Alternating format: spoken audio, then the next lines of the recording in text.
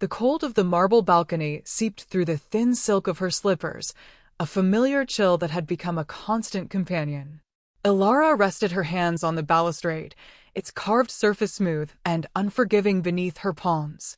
Below, the gardens of the obsidian palace lay cloaked in a perpetual twilight, the moon held captive by the will of its queen. Every flower, every leaf, was a perfect, frozen jewel of deepest night, beautiful and utterly sterile. Like everything in this kingdom. Like her. Her heart, a foolish, frantic bird trapped within the cage of her ribs, beat a rhythm of grief. It was an old grief, one she had carried for 10 years, since the day a village healer had spoken the words that severed her from the common thread of womanhood. But here, in this place of endless, unchanging life, the ache felt new again. Sharper. Here, surrounded by a love so vast it felt like a celestial body with its own gravity, the emptiness inside her had become a cavernous, echoing thing. She had lived in Lysandra's court for 3 years. 3 years of breathing in the scent of ancient stone and dried roses, of learning the silent language of a world without sun. 3 years of loving a queen who moved with the grace of flowing shadow and spoke in a voice that held the music of forgotten ages. Lysandra, whose affection was a weight of impossible tenderness, whose hands, cool and strong, could soothe any fever but the one that burned in Elara's own soul. Dignity was her armor. She wore it every day, polishing it with polite smiles and measured words, hiding the raw, weeping wound beneath. No one could know the truth of her barrenness. In a world where a queen's mortal consort was expected, eventually, to provide a bridge to the sunlit world, an heir of mixed blood, a symbol of union, her flaw was not merely a personal sorrow. It was a political failing, a betrayal. A familiar silence deepened behind her. It was a presence, not an absence, the unique stillness that heralded Lysandra's approach. Elara did not turn. Her knuckles whitened on the stone. The air grew cooler, scented with night-blooming jasmine and something else, something uniquely Lysandra, the crisp, clean fragrance of frost on stone. "The moon is lonely tonight." Lysandra's voice was a low murmur, close to her ear. A shiver, not of cold, traced its way down Elara's spine. "As are you, my heart." Elara forced a breath into her constricted lungs. "I was just admiring your gardens, Majesty." The title was a shield, a distance she desperately needed to maintain when Lysandra was this close, when the sheer force of her presence threatened to shatter Elara's carefully constructed composure. A cool hand settled on her shoulder, the touch gentle, yet possessing a strength that could pulverize the marble beneath them. "You have been admiring them for 2 hours." The guards grow concerned. 2 hours. Had it been so long? Time moved differently here, stretching and compressing according to moods and whims she was only beginning to understand. For her, it had been an eternity spent staring into the abyss of her own inadequacy. "I did not mean to cause alarm," she said, her voice thin. Lysandra's fingers tightened, a subtle, possessive gesture. She moved to stand beside Elara, a silhouette of impossible grace against the star-dusted sky. Her beauty was a physical blow, the stark perfection of her features both a wonder and a torment. Her eyes, the color of twilight amethyst, held a wisdom that made Elara feel like a fleeting insect. "You are troubled," Lysandra stated. It was not a question. The queen did not need to ask. She saw the fractures in Elara's armor, the hairline cracks that grief had etched into her soul. "For weeks, you have been distant. A ghost in my halls. Tell me what burdens you. Tell me." As if it were so simple. As if the words would not tear from her throat and leave her bleeding on the cold stone. How could she explain the very human, very mortal pain of an empty womb to a being who had transcended flesh and time? To Lysandra, blood was sustenance, not lineage. A child was not a continuation, but a fragile, temporary thing she had likely seen wither and die 1,000 times over. The wolf inside her, the feral, instinctual part of her that Lysandra's presence always awakened, wanted to howl. It wanted to snarl and snap and rage at the universe for this singular cruelty. But Elara was not a wolf. She was a woman, and her only defense was silence. "It is nothing, my queen." A passing melancholy, the lie tasted like ash in her mouth. Lysandra's gaze was unwavering, cutting through the pathetic falsehood. I have lived for 2 millennia, Alara. I have seen empires rise from dust and return to it. I have watched stars be born and die. I know the shape of a lie on the lips of someone I love. The words "someone I love" were a fresh wound. They were a brand of exquisite hope and devastating pain. Hope, that insidious poison, trickled into her veins, promising a future that could never be. She had to crush it. Now, before it could take root. "Love cannot fix this," she whispered, the sound stolen by the wind. "Then allow me to share the burden of it," Lysandra insisted, her voice softening, drawing Alara in. She turned Alara to face her, her hands framing her face. The touch was cool, a stark contrast to the feverish heat of Alara's skin. "Whatever it is not stronger than I am. It is not stronger than we are." The tenderness was her undoing. The unwavering belief in Lysandra's eyes, the absolute certainty that she could conquer any foe, broke through the final layer of Alara's defense. A single tear escaped, hot and traitorous, tracing a path through the chill her lover's skin imparted. Then another. The dam of her composure crumbled, and a sob, ragged and ugly, tore from her chest. She pressed her face into the cold, rich fabric of Lysandra's tunic, her body shaking with the force of a grief held for a decade. Lysandra held her, simply held her, a silent, unmoving pillar in the storm of Alara's sorrow. She did not offer platitudes or false comfort. She just waited, a sentinel of the night, guarding Alara's collapse. When the storm subsided, leaving only shuddering breaths and a profound, hollowed-out exhaustion, Alara pulled back. She could not meet the queen's eyes. She stared at the intricate silver embroidery on her chest, a pattern of twining thorns and roses. "I am sorry," she breathed. "Never be sorry for your pain," Lysandra commanded softly. "Only for hiding it from me." She tilted Alara's chin up, forcing their eyes to meet. "Now, tell me." The moment was here. The precipice. She could retreat, rebuild her walls, and spend the rest of her short, mortal life in this gilded cage of unspoken agony. Or she could jump. She could trust that this ancient, powerful, terrifying creature who loved her would not let her shatter on the rocks below. Taking a breath that felt like swallowing shards of glass, she spoke the words that had defined her existence for 10 years. The words that had become the core of her identity. "I can't have children." The confession hung in the air between them, small and stark and hideously fragile. She watched Lysandra's face, searching for the flicker of pity, of disappointment, of political calculation. She braced herself for the gentle withdrawal, the beginning of the end. A queen needed an heir. It was the immutable truth of their world. Her flaw had just rendered their love, their future, impossible. The silence stretched, thin and taut. Lysandra's expression was unreadable, her amethyst eyes reflecting the cold, distant starlight. Alara's heart, that battered bird, stilled in her chest, waiting for the killing blow. But the blow never came. Instead, a slow, strange smile touched Lysandra's lips. It was not a smile of pity or amusement. It was a smile of revelation, of sudden, brilliant clarity, as if Alara had not presented her with an impassable obstacle, but with the final, missing piece of a grand and ancient puzzle. The smile was terrifying in its intensity. Lysandra's thumb stroked Alara's tear-stained cheek. Her voice, when she finally spoke, was not a whisper of condolence. It was a vow, a declaration that resonated with the power of ages, a sound that made the very stones of the palace seem to hum in response. "Then I'll make us both eternal." The words did not land like a comfort. They landed like a cage door slamming shut. Eternity. The word was a monolith, a vast, crushing weight. Alara stared at her, the meaning struggling to penetrate the fog of her grief.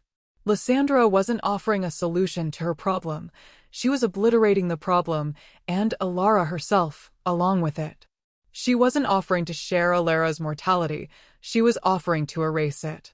Hope, which had sparked so briefly, was not just crushed. It was annihilated. This wasn't a future together. This was an ending. The end of Alara. The end of sunshine and warm bread and the scent of rain on summer earth. The end of growing old, of laugh lines and silver hair. The end of the sweet, painful, finite arc of a human life. Lysandra saw a flaw and offered to carve it out, not understanding she would be carving out Alara's soul in the process. No, the word was a strangled breath, a reflexive denial. Her mind reeled. She had imagined 100 different reactions, but never this. Never this grand, terrible, loving gesture that felt more like a death sentence than a promise. Lysandra's smile faltered, a flicker of confusion in her ancient eyes. No? My heart. What do you mean? This is a gift. The greatest I have to give. No more sickness. No more aging. No more fear of the years that would steal you from me. We would have forever. Time would be our garden, not our enemy. She spoke of forever as if it were a country estate, a pleasant place to reside. To Alara, it sounded like a prison. A beautiful, timeless, perfect prison where she would be forever reminded of the one thing she could never have. An eternal being could not bear a mortal child. The fundamental problem remained, only now it would be stretched across a canvas of unending years, its ache never ending, its wound never fading. Lysandra had not heard her pain. She had only heard a problem to be solved with power. My mortality is not a disease, Lysandra, Alara said, her voice gaining a sliver of strength, of desperation. She pulled away from the queen's grasp, wrapping her arms around herself. The armor was gone. This was just her, raw and exposed. It's who I am. The life I wanted. The family I dreamed of. It was a human dream. A mortal dream. You can't replace that with this. She gestured vaguely at the palace, at the twilight sky, at Lysandra herself. At all this beautiful, cold, unchanging permanence. A memory surfaced, sharp and painful. Her sister, years ago, sitting in a field of sun-drenched daisies, her belly round and full under her simple cotton dress. The look of serene, tired joy on her face. The way she had placed Alara's hand on her stomach to feel the flutter of life within. A kick. A tiny, insistent thump of a new soul preparing to enter the world. That was the dream. Not endless nights in a stone palace, but messy, loud, vibrant life. A life that ended. A life that had meaning because it ended. I do not seek to replace it, Lysandra said, her voice losing its softness, taking on the edge of a queen accustomed to being obeyed, to having her gifts accepted. I seek to give you something more. Something greater. Do you think I have not mourned you already? I see the fine lines starting at the corners of your eyes. I hear the slight catch in your breath when you climb the stairs. I count every beat of your fragile, frantic heart, knowing one day it will simply stop. This gift is for me as much as it is for you. It is the only way I can bear to love you. There it was. The truth, finally. This wasn't about Alara's sorrow. It was about Lysandra's fear. The fear of a being who loses everything she touches that is not already made of stone or shadow. Alara was just another fragile treasure to be preserved under glass, kept safe from the ravages of time. Her personhood, her desires, her very essence were secondary to Lysandra's need to keep her. The realization was colder than the marble beneath her feet. So I am to become a statue in your collection? The bitterness in her own voice surprised her. It was the ironic, defensive humor of a heartbreaking. Another perfect, timeless thing to admire? That is not love, Lysandra. That is possession. The queen flinched as if struck. The hurt in her amethyst eyes was sudden and profound, a deep, ancient pain rising to the surface. For the first time, Alara saw not the all-powerful monarch, but a being defined by loss, shackled by an eternity of goodbyes. You think I do not know the difference? Lysandra's voice was low, trembling with a controlled fury that was far more terrifying than any shout. She took a step closer, and the air crackled with power. The night seemed to darken around them. I have held the hands of dying mortals for longer than your civilization has had a name. I have watched friends, companions, lovers, turn to dust. Each one takes a piece of me with them. A piece that does not grow back. You are not just another one, Alara. You are the one I chose to let in after centuries of closing my heart. You are the one who made me want to feel the sun again, even knowing it would burn me. And I will not. I cannot watch you fade. She reached out, but did not touch Alara. Her hand hovered in the space between them, trembling.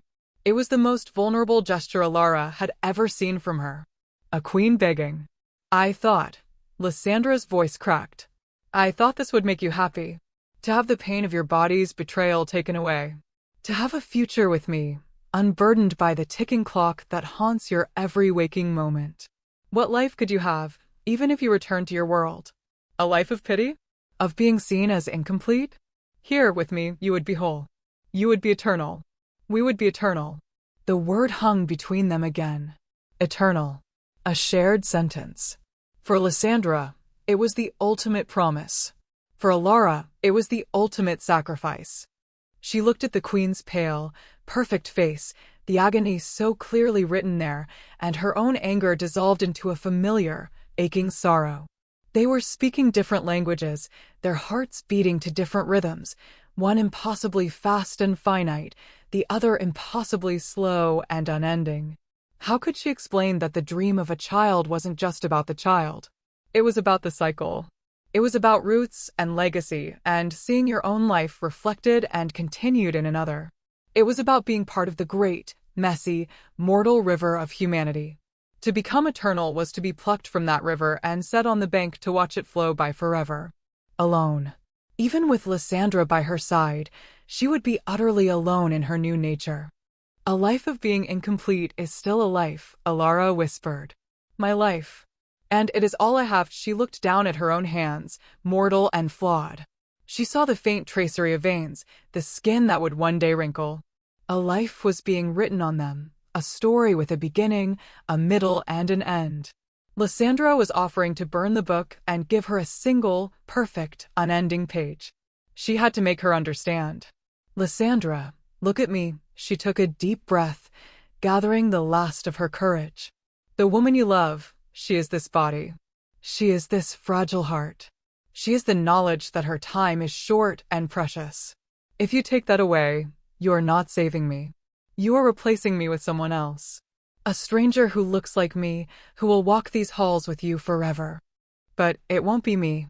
A profound stillness fell over the balcony. Lysandra slowly lowered her hand. The hurt in her eyes was now overlaid with a dawning, horrified understanding. She had offered the universe, only to be told that all Alara ever wanted was a handful of earth. The chasm between them had never felt so vast, so impossible to cross. So you would choose to die, Lysandra said, her voice flat, devoid of emotion. It was the most terrifying sound Alara had ever heard. You would choose to leave me. It wasn't a choice.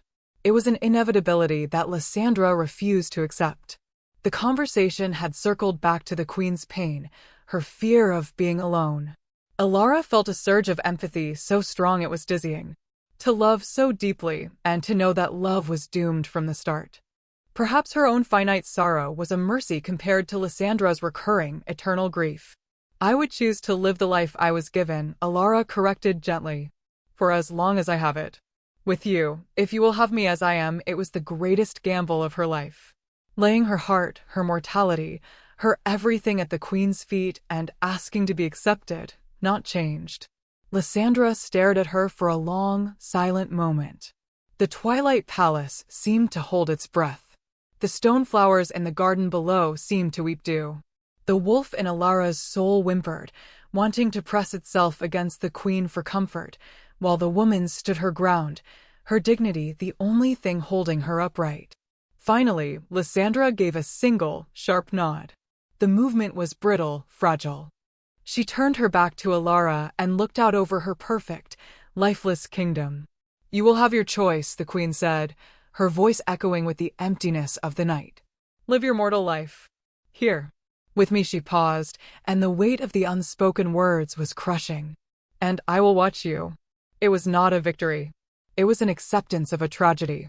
A sentence for them both.